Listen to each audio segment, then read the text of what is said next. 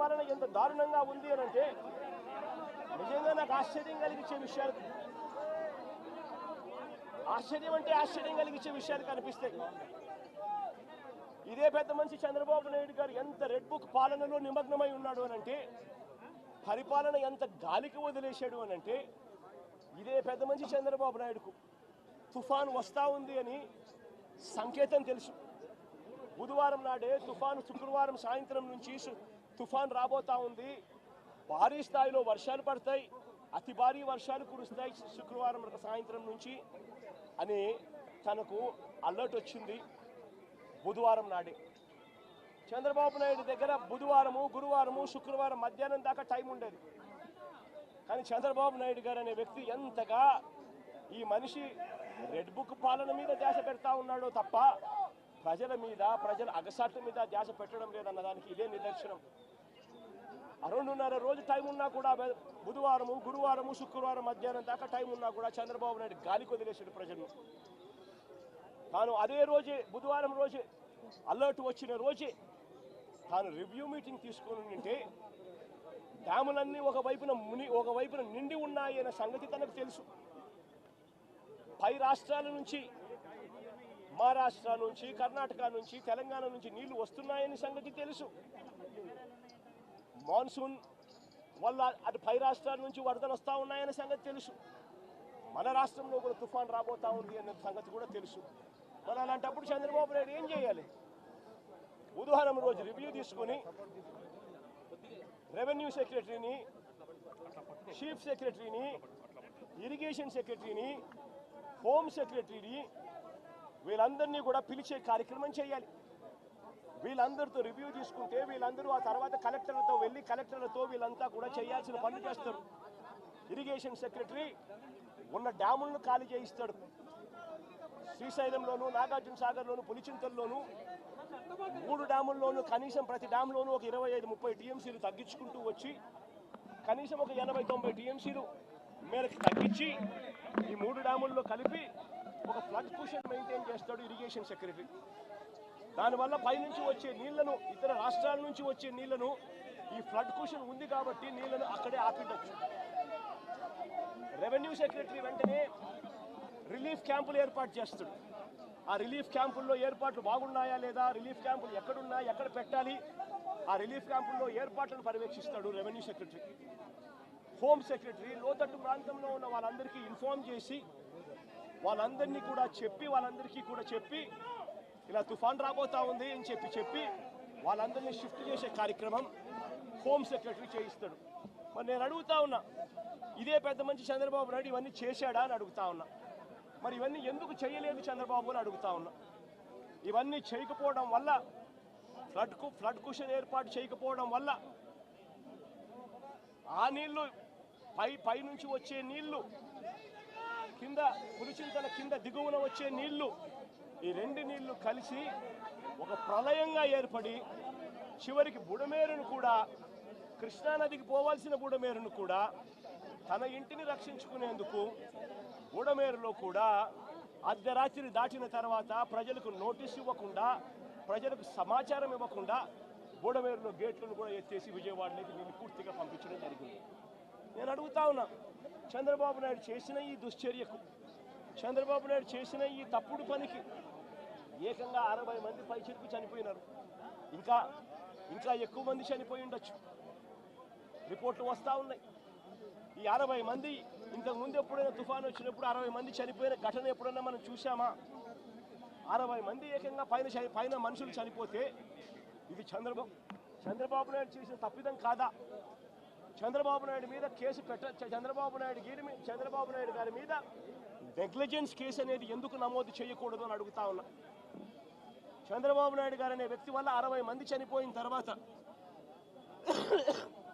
ఆ వ్యక్తి రివ్యూ తీసుకోకపోవడం వల్ల, ఆ వ్యక్తి చెప్పాల్సిన ఆదేశాలు చెప్పకపోవడం వల్ల, ప్రజలకు ఇవ్వాల్సిన ఇన్ఫర్మేషన్ ఇవ్వకపోవడం వల్ల, ప్రజలను అలర్ట్ చేయాల్సిన కార్యక్రమం చేయకపోవడం వల్ల, పైన ఫ్లడ్ కుషన్ పెట్టకపోవడం వల్ల, రిలీఫ్ క్యాంపులు ఏర్పాటు చేయకపోవడం వల్ల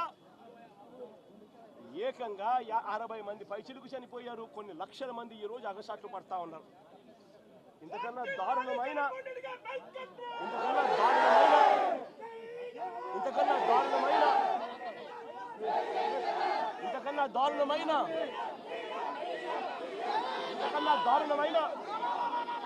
పరిపాలన ఎక్కడైనా ఉంటుందా అని అడుగుతా ఉన్నా.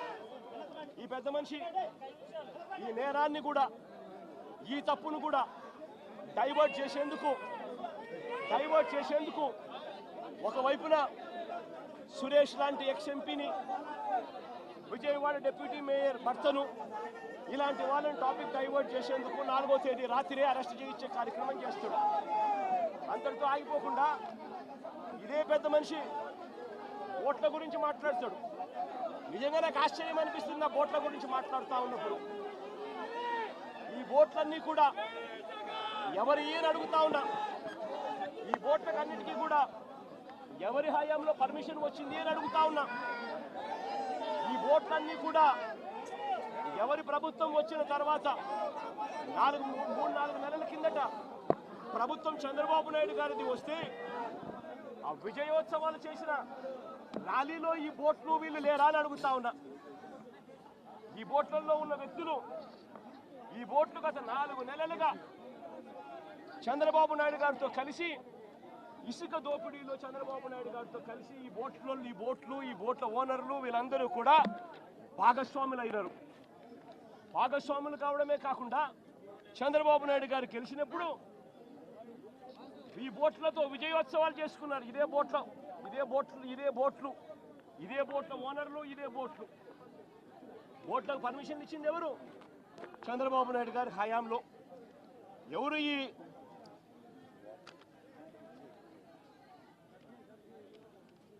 ఈ ఊషాద్రి అనే మనిషి ఎవరు?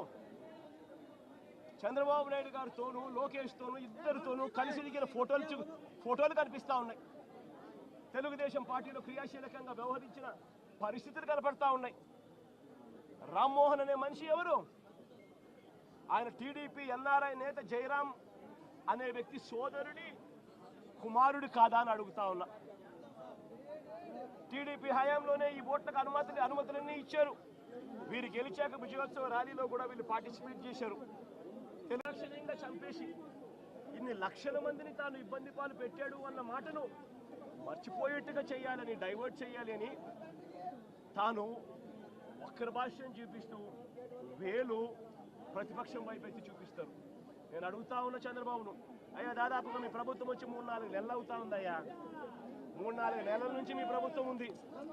3-4 నెలల నుంచి ఉన్న మీ ప్రభుత్వంలో ఏదైనా జరిగితే ఓనర్షిప్ తీసుకోవాల్సింది మీరు, ప్రజలకు క్షమాపణ చెప్పాల్సింది మీరు, ప్రజలకు తోడుగా నిలబడాల్సింది మీరు.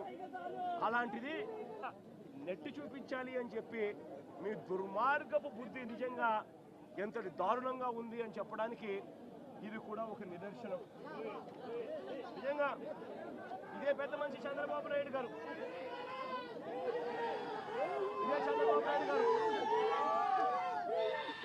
ఏ రకమైన రాక్షస పాలన చేస్తా ఉన్నాడు, ఏ రకంగా ఈనాడు అనే దినపత్రిక, ఏనాడు ఆంధ్రజ్యోతి, ఏనాడు TV5 ఇవన్నీ కూడా చంద్రబాబు నాయుడు గారిని ఎలా గోబెల్స్ మాదిరిగా ఎలా మోస్తున్నారో చెప్పడానికి కూడా ఒక చిన్న ఉదాహరణ ఈరోజు ఈనాడులో వచ్చింది.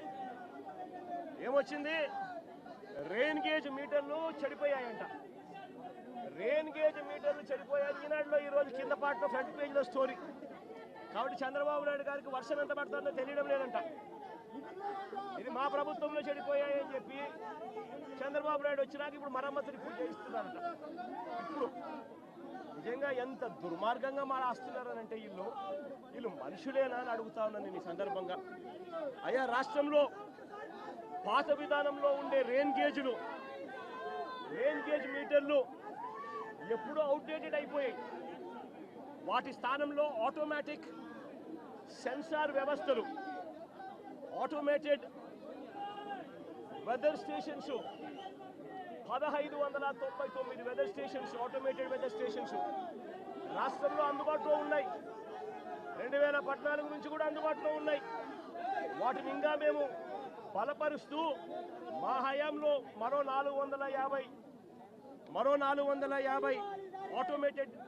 Automated weather sensors, weather weather stations మేము ఇంకా ఫర్దర్గా స్ట్రెంథన్ చేస్తూ ఏర్పాటు కూడా చేశాం. ఇవన్నీ ఉన్నాయి కాబట్టే చంద్రబాబు నాయుడు గారు ఆ రోజు వరదలు వచ్చినప్పుడు పక్కన జీకొండూరులో 42 సెంటీమీటర్లు, పక్కన ఇక్కడ విజయవాడ సెంటర్లో 30 సెంటీమీటర్లు అని ఈ డేటా అంతా మీరు ఎలా చెప్పగలిగినారు? ఇవన్నీ ఉన్నాయి కాబట్టే చెప్పగలిగినారు. ఇవన్నీ ఉన్నాయి కాబట్టే రైతులకు ఇన్సూరెన్స్ వస్తూ ఉంది. ఇవన్నీ ఉన్నాయి కాబట్టే ఈ క్రాపింగ్ జరుగుతూ ఉంది. ఇవన్నీ ఉన్నాయి కాబట్టే అన్నీ జరుగుతూ ఉన్నాయి. కానీ మీరేం చేస్తూ ఉన్నారు? మళ్ళీ టాపిక్ డైవర్ట్ చేసేందుకు చంద్రబాబు నాయుడు గారు 60 మందిని చంపినారు అన్న పాపాన్ని పక్కకు డైవర్ట్ చేసేందుకు, ఇన్ని లక్షల మంది అవస్థలు పడుతున్నారు అన్న టాపిక్ను డైవర్ట్ చేసేందుకు మళ్ళీ డైవర్షన్లో భాగంగా వెదర్ మీటర్లు అంట ఉండే రెయిన్, పాత విధానంలో ఉండే రెయిన్ గేజ్ మీటర్లు చెడిపోయాయట, మా హయాంలోనే చెడిపోయాయట, మేము పట్టించుకోలేదట, ఇప్పుడు చంద్రబాబు నాయుడు ఇప్పుడు కనుక్కున్నాడట, ఇప్పుడు రిపేర్ చేయిస్తున్నాడు. నిజంగా సిగ్గుండాలి రామోజీరావు ఈనాడు దినపత్రికకు రాయడానికి. ఇంతగా ఈనాడు, ఆంధ్రజ్యోతి, TV5, చంద్రబాబు నాయుడు ఇంతమంది కలిసి ఒక అబద్ధాన్ని నిజం చేయడం కోసం ఇంతగా తాపత్రయపడతా ఉన్నారంటే అసలు వీళ్ళు మనుషులేనా అని చెప్పి ప్రతి ఒక్కరూ కూడా ఆలోచన చేయాలని చెప్పి కోరుతా ఉన్నా. నేను ఇవాళ చెప్తా ఉన్నా ఎంత దారుణంగా ఉంది వీళ్ళ పాలన అంటే, నిన్న పెదకూరుపాడు నియోజకవర్గంలో జరిగిన ఘటన, మా ఎక్స్ఎమ్మెల్యే శంకర్రావు, పెదకూరుపాడు ఎక్స్ఎమ్మెల్యే శంకర్రావు అన్న పెదకూరుపాడులో ఈ విపత్తు వల్ల, వరదల విపత్తు వల్ల జరిగిన నష్టాల్లో పాలు పంచుకుంటూ రైతులకు, ప్రజలకు తోడుగా ఉండేందుకు తాను బయలుదేరుతూ ఉంటే, తాను వెళ్లకుండా కారును అడ్డగించి, ఒక ఎమ్మెల్యే కారును, ఎక్స్ఎమ్మెల్యే కారును అడ్డగించి ఆ కారును పగలగొడతారు. తాను వరద బాధితులను చూడకూడదట, వరద ప్రాంతాన్ని తాను పరామర్శించకూడదట. నిజంగా వాళ్ళు అనుకుంటా ఉన్నారు ఇలా ఎవరూ కూడా పోకూడదు, ఇలా ఎవరూ కూడా చూడకూడదు, ఇలా ఎవరూ కూడా మాట్లాడకూడదు. ఇలా జరిగింది అని అంటే చంద్రబాబు నాయుడు గారి హయాంలో జరిగిన ఈ తప్పిదాలు బయటికి రావు అని వీళ్ళు అనుకుంటున్నారు. అయ్యా చంద్రబాబు, ఇవన్నీ తాత్కాలికమే. నష్టం జరిగింది ప్రజలకు, కష్టం వచ్చింది ప్రజలకు, దెబ్బ తగిలింది ప్రజలకు, నొప్పి కలిగేది ప్రజలకు. ఆ ప్రజలు చంద్రబాబు నాయుడు చేస్తా ఉన్న ఈ తప్పులను ఒకదానికి